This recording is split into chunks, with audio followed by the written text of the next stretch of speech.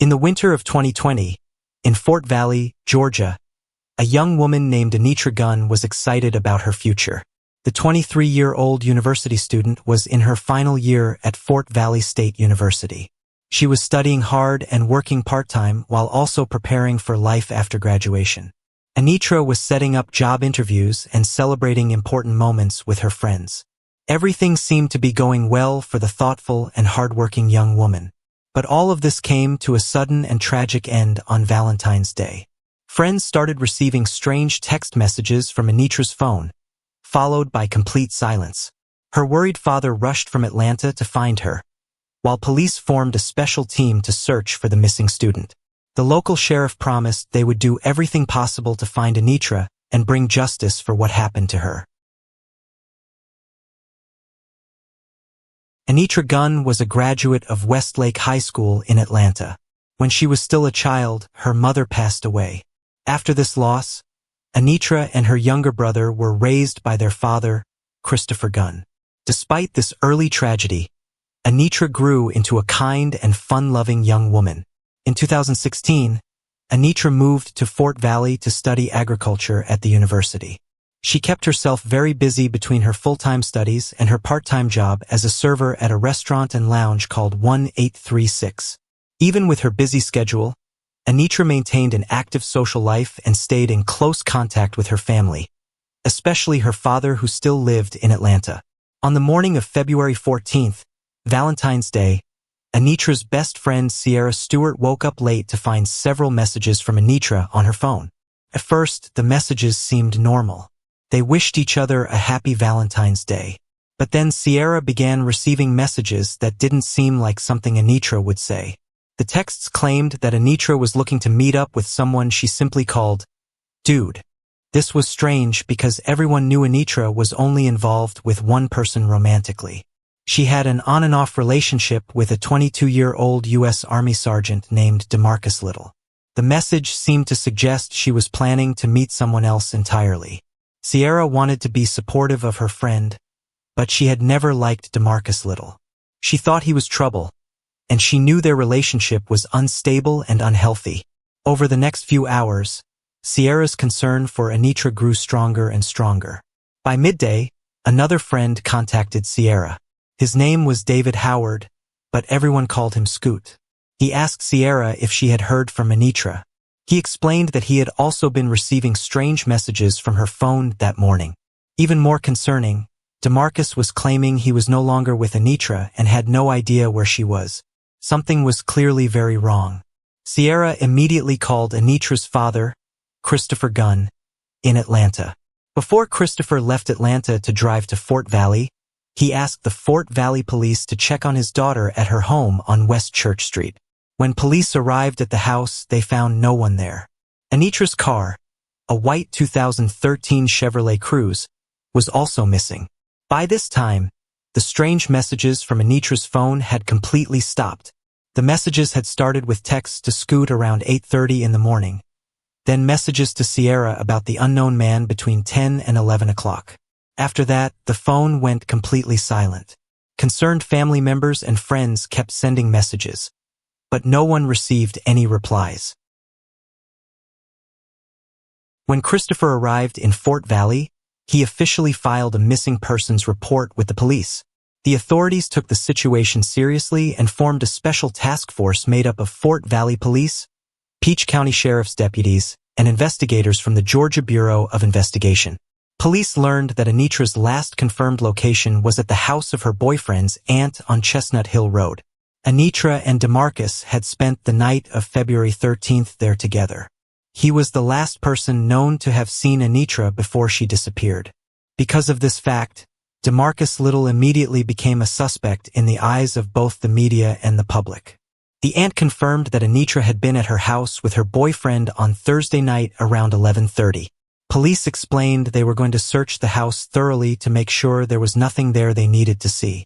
They planned to start at the house and work their way outward from there. The Georgia State Patrol even sent a helicopter to fly over the nearby woods, looking for any sign of Anitra. At this point in the investigation, police considered everyone who knew Anitra to be a person of interest until they could narrow down the list of suspects.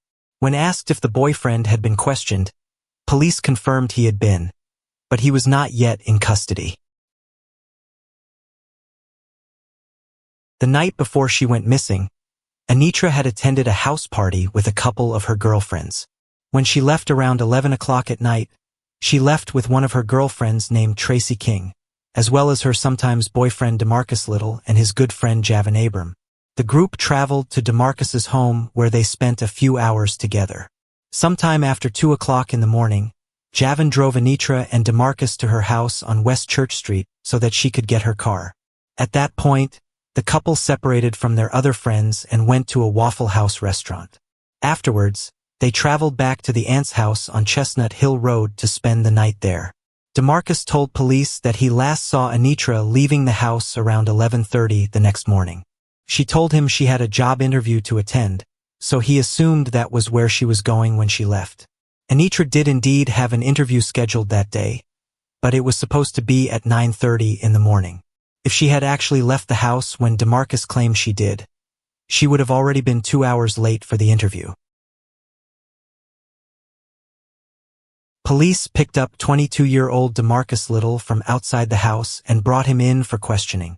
His vehicle, a black 2019 Toyota Corolla with red stripes painted on it, was towed away from the property so forensic experts could examine it for evidence. Demarcus was an Army sergeant who had grown up in Fort Valley. He joined the Army back in 2016. In December 2019, he had moved to Fort Eisenhower, which at the time was still called Fort Gordon, in Augusta, Georgia. There he worked as a unit supply specialist, managing equipment and supplies for his unit. Demarcus and Anitra had been dating for some time. At first, their relationship seemed like a good match. Like Anitra, Demarcus had also lost his mother when he was young. He was raised by his father and stepmother. He had 2 sisters whom he loved very much, and he came from a generally close-knit family. People who knew him described him as a loving person. With a growing career in the military, Demarcus seemed like he would be a great partner on paper. However, as investigators began talking to the people closest to Anitra, they learned something very different. They discovered that the relationship had been toxic and unhealthy for many months. This negative view of Demarcus was not shared by his own family and friends. They believed in his innocence completely. They had faith that God would see him through this difficult time and that the truth would prove he was innocent. They saw Demarcus as someone who had been very close to Anitra, like family. Anitra's white 2013 Chevrolet Cruze was found only a few blocks away from her house. The front bumper was missing from the car, and there was mud and other debris stuck to the tires. This was significant because just the day before Anitra disappeared, Javin had picked up his friend Demarcus from a location nearby. When Javin spotted the white car, he had pointed it out and asked Demarcus if that was Anitra's car. Demarcus had quickly dismissed the question, insisting it definitely was not her car. When police examined the vehicle, they found Anitra's wallet and keys inside. Strangely, her cell phone was not in the car. Processing the car for evidence revealed Demarcus's fingerprints and palm prints both inside the vehicle and on the trunk. When they examined his vehicle, they similarly found DNA evidence from Anitra. Given that the two had been romantically involved for many months, these results were not particularly surprising. What was unexpected, however, was a claim Demarcus made 24 hours into the search for his missing girlfriend. He suddenly remembered that Anitra had accidentally shared her phone location with him the day she disappeared. According to Demarcus, her device had shown a location not far from her home on West Church Street. He said it pinged at a location on South Camellia Boulevard. However, when Officer Whitehead of the Fort Valley Police checked Demarcus's device for this information, he found something different. Anitra's phone had actually pinged roughly 5 minutes further south than Camellia Road, at a location on Carver Drive. Police went to that location and there, tucked into the end of a drainage pipe, they found Anitra's cell phone. The task force made up of county, city, and state law enforcement continued their search. They covered the area from Chestnut Drive and beyond, searching through rain and sunshine. When the weather turned rough and stormy, they kept the helicopters grounded for safety, but deputies continued to search dense areas of woodland on foot. One Peach County Sheriff's deputy was patrolling the area when he noticed something unusual. He spotted a path leading off the main road that appeared to have been disturbed by a vehicle driving down it toward the trees. He got out of his patrol car and decided to explore the path on foot. A few minutes into his walk, there were more signs that a vehicle had passed through the area. He could see where it had sideswiped nearby trees and damaged the vegetation. Under a light covering of tree branches and other brush, the deputy made a heartbreaking discovery. He found the body of a young woman that had been poorly hidden among the trees. Near the body were damaged car parts, specifically part of a bumper that appeared to be from a white 2013 Chevrolet Cruze. At a press conference, the sheriff explained how they found Anitra. He said that on that day at 3:19 in the afternoon, deputies and members of the task force were out driving and searching because the weather was too bad to get the helicopter in the air. They had noticed that there were bushes and sticks stuck in the front grille of Anitra's car when they found it. So deputies were looking for areas with similar vegetation. The deputy who found her saw something similar to what they were looking for, a small roadway going down into the woods. He drove his patrol car down the path, but eventually, the car couldn't go any further because of the rain and rough terrain. About 150 yards off the roadway, he found a piece of the car part they had been looking for. Very close to that front bumper piece, he found Anitra's body. When reporters asked if they had any persons of interest, the sheriff said he thought it was pretty obvious who their person of interest was. When pressed to say it out loud, he stated clearly that it was the boyfriend. They had already spoken to him 3 times. An autopsy examination of Anitra's body revealed that she had been strangled to death. There were also signs that she had been struck at least once in the head. The position of her body suggested that it had likely been dragged to the location where she was found. On Wednesday, February 19th, only a few days after Anitra's body was located, Demarcus Little was arrested. However, he was not immediately charged with murder. Instead, he was charged with property damage that had occurred at Anitra's house roughly 2 weeks before she was killed. The incident happened around 3 o'clock in the morning on February 5th. Anitra and her friend Scoot, who was staying over at her house, were both woken up by a loud shattering noise. At first, they thought one of the pets had caused the disturbance, so they ignored it and went back to sleep. The next morning, after Scoot walked home, Anitra called the police to make a report. She said that someone had slashed the tires on her car and thrown bricks through 2 windows of her house. She told law enforcement that she didn't know who could have done it, although this was actually the second time that someone had cut her tires during the night. At the court hearing for the property damage charge, Demarcus was granted bond. His family was relieved that he could get back to his career in the United States Army. His father spoke to reporters, saying it hurt him to see him come into court in shackles like he was a criminal. He insisted his son had never done anything wrong and didn't commit this incident. He expressed sympathy for Anitra's family, saying he had daughters, including one in college, and he would be devastated if something like this happened to one of them. But he firmly believed his son didn't do this. He said he was raised the right way, that he wasn't violent, had never been in a fight, and had no criminal background. He described him as a good kid and a good soldier who was serving his country proudly. He expressed annoyance at how certain media outlets, social media, and some people in society had destroyed and slandered his son's name. He said they didn't really know the real Demarcus Little. He described him as a very humble young man who had made sergeant in just 3 years in the United States Army. He insisted that in his 22 years on Earth, no one could say anything terrible about his son. Despite the defense from his family, Demarcus eventually admitted to police that he had indeed slashed Anitra's tires and thrown bricks at her house. He explained that he had reacted in a rage when he discovered that she had a man staying overnight at her home. Throughout all of this, however, he continued to maintain his innocence regarding the murder. The Army sergeant was offered a $10,000 bond and would have been released with an ankle monitor. However, before he could be released from the county jail, he was charged with malice murder only hours later. Demarcus wasn't the only one arrested. His longtime friend Javin Abram was also arrested and charged with 2 counts of giving false statements to law enforcement and 1 count of concealing a death. It would turn out that this friend, whom Demarcus had claimed was like a brother to him, would become the star witness against him at trial. When Demarcus went to trial in March 2022 at the Peach County Courthouse, it was his former friend Javin who testified against him. Javin told the jury that Demarcus had struck Anitra and then choked her to death. Demarcus's defense attorney, Benjamin Davis, argued that his client was not the kind of person who could commit murder.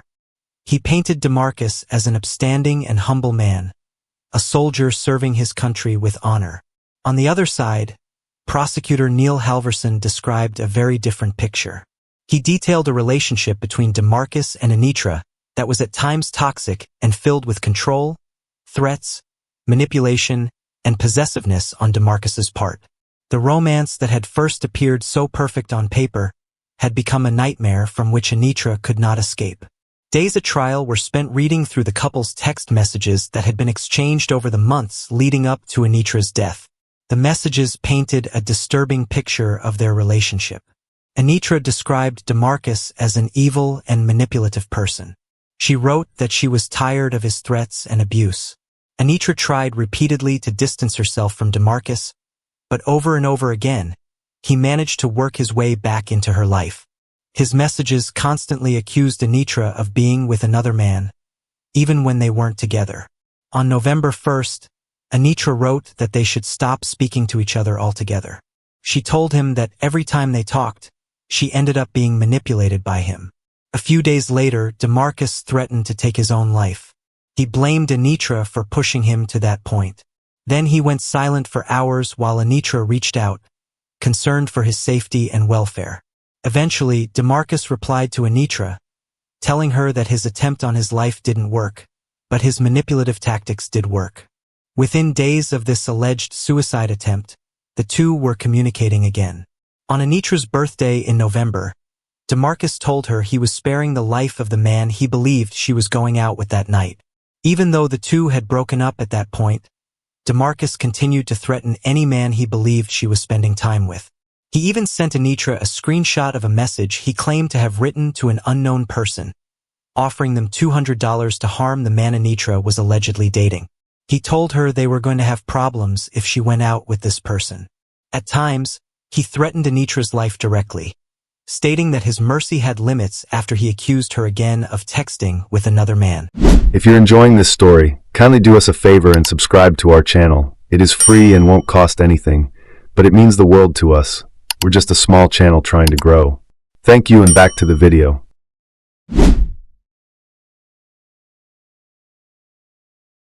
David Howard, known as Scoot, was a barber who worked across the street from the restaurant where Anitra worked as a server. The 21-year-old lived in his family home just a few doors down from Anitra's house on West Church Street. Scoot told the jury that on the morning of February 14th, he was at home when he realized he might have left his second cell phone at Anitra's house the night before.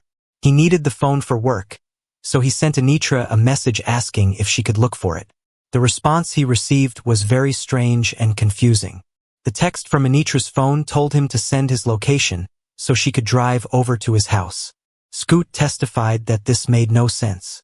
His home was so close to Anitra's that if he stood at the end of his driveway, he could clearly see Anitra's front door. She knew exactly where he lived and certainly didn't need to drive there. When asked what he was thinking when he got this message, Scoot said it was hurtful and confusing. He tried calling Anitra, but she didn't pick up the phone. He received more text messages saying she just couldn't talk at that moment. Then, to add to Scoot's confusion, the next message seemed to be trying to break up with him. He testified that this was fine, but it didn't make sense because the two of them were not actually in a romantic relationship. He said they had only hung out a couple of times and he would hesitate to even call them friends because they were just getting to know each other. When the person with Anitra's phone asked again for his home address, Scoot responded that he wanted no part in whatever was going on. The prosecutor asked if it looked like the person was trying to break up with him, and Scoot agreed, but emphasized that it was strange because they weren't together in that way. By this time, Scoot was standing outside of his house. The person with Anitra's phone said they were on their way to him and told him to wait out front. As he watched, he saw a black 2019 Toyota Corolla with red stripes circle the block 5 or maybe 6 times. Growing concerned, Scoot messaged Sierra Stewart. He told her about the strange messages coming from Anitra's phone and sent her the license plate number of the black Corolla. Police later matched this license plate to Demarcus Little's vehicle. On the afternoon of Sunday, February 16th, Javin Abram and Demarcus Little left church together and went for a drive. While they were in the car, Javin told the jury that Demarcus freely confessed to him that he had strangled Anitra in the night.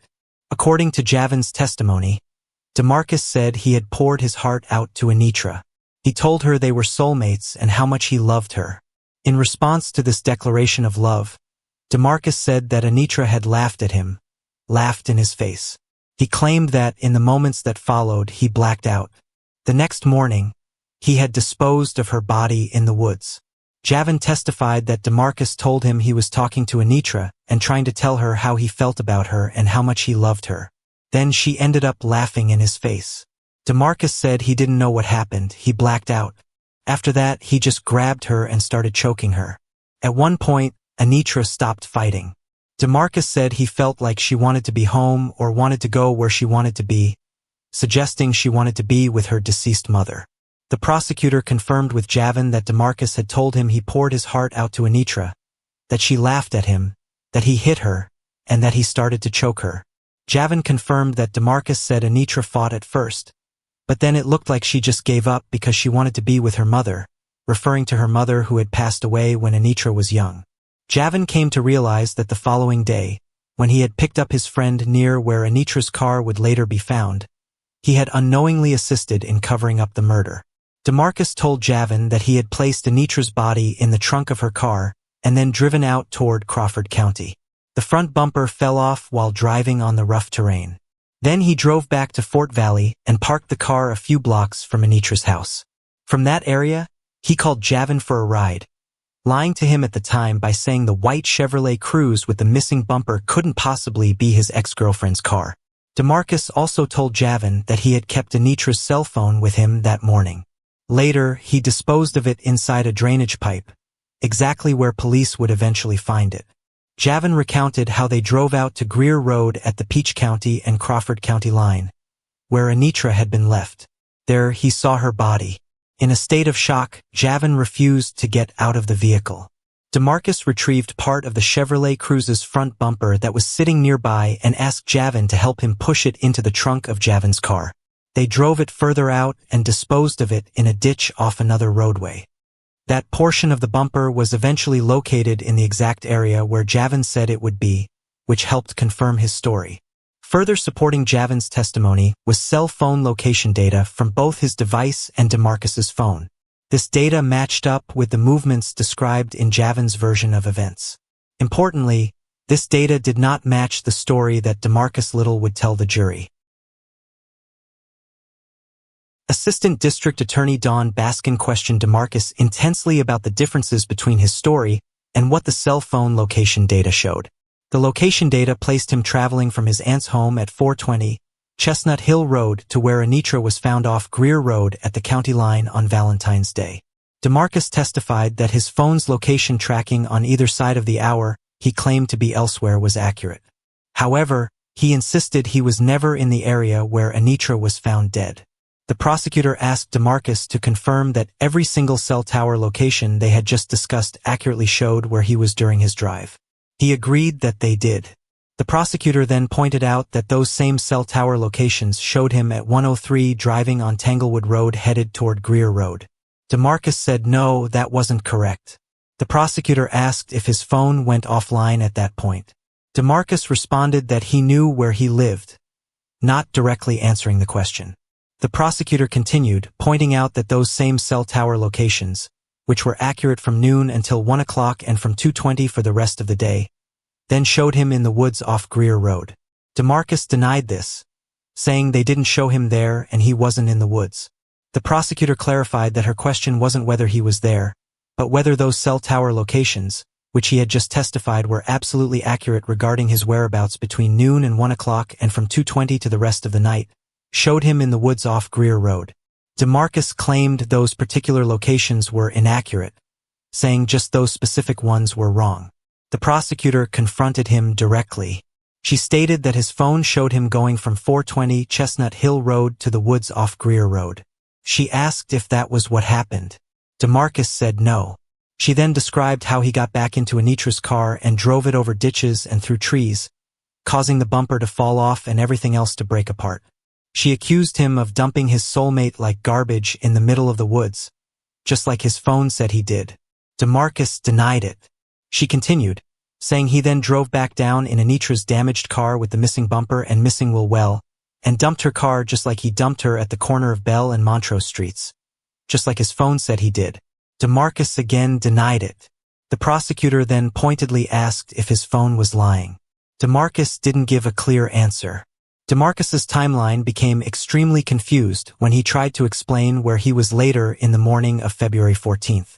At first, he told police that he had been at home around 11:30 in the morning when Anitra left his aunt's house on Chestnut Hill Road. However, his own text messages to Sierra at that time stated that he was out looking for Anitra. Additionally, David Scoot Howard had spotted Demarcus's car circling the block in Fort Valley around the same time. The prosecutor asked Demarcus what he was doing driving in his car and circling the block around where David Howard lived between 11:30 and 12:15. Demarcus gave a vague response. The prosecutor pointed out that Anitra had left only 5 minutes before that time and asked if Demarcus had followed her. Demarcus said he didn't remember. The prosecutor pressed him, saying he had just told the jury a few minutes ago that he was actually just hanging out at the house. She asked again what he did between 11 o'clock in the morning and 12:15. Demarcus said he couldn't remember. When pressed further, he said he was at the house. The prosecutor asked if he had actually left the house then. Demarcus confirmed he had. She asked if he got in his car and drove repeatedly past David Howard's address. Demarcus admitted he drove around that location. The prosecutor then asked if he was doing that while he had Anitra's phone. Demarcus confirmed this was true. The prosecutor pointed out how strange it was that Anitra was texting David Howard at the exact same time Demarcus was driving around asking where David was and what he looked like. She said it was weird, like a coincidence, and reminded Demarcus of the old saying that the simplest explanation is usually the truth. The jury deliberated for about 3 hours. They had 3 counts to consider: malice murder, felony murder, and aggravated assault. If the jury concluded that Demarcus had killed Anitra in a rage without planning it ahead of time, they could apply the felony murder count, which is appropriate when the killer acted without intent to kill beforehand. Either murder count carried the potential for the same severe sentence. When the jury returned with their verdict, the courtroom was silent. For count 1, malice murder, the jury found Demarcus Devontae Little not guilty. For count 2, felony murder, the jury found Demarcus Devontae Little guilty. For count 3, aggravated assault, the jury found Demarcus Devontae Little guilty. After the verdict, Assistant District Attorney Dawn Baskin spoke publicly about the case. She described the concerns the prosecution had when selecting jurors to hear the case. At the time, there was worry that some potential jurors would be unable to place the blame for what happened squarely on the abuser. The victim had indeed returned to Demarcus many times despite his increasingly volatile and violent behavior. Baskin described the process like a frog in a pot of slowly boiling water. If Anitra had been thrown directly into the full extent of the abuse, she would have jumped right out and left immediately. But as time went on, the manipulation became a gradual cycle that slowly escalated. Finally, it reached the point of very serious and violent threats that should have been enough for her to get out and seek help, but by then she was trapped in the cycle. Baskin explained that the picture they wanted to paint for the jury was about the frustrating nature of domestic violence, especially for those of us watching from the outside. The message was to never give up on victims, to keep fighting for them, and to remind individuals who are caught in the cycle that they're in a dangerous pot of water that's going to come to a boil. The prosecution requested what they believed was the only appropriate sentence for Anitra Gunn's murder: life in prison without the possibility of parole. The judge agreed with this recommendation. In March of 2022, Demarcus Little was sentenced to spend the rest of his natural life in prison. He would never walk free again. The tragic case of Anitra Gunn shook the local community to the core. It serves as a cautionary tale that resonates with many people who have seen these warning signs before in other relationships. Anitra was a bright young woman with her whole life ahead of her. She was about to graduate from university, had job interviews lined up, and was surrounded by friends who cared about her.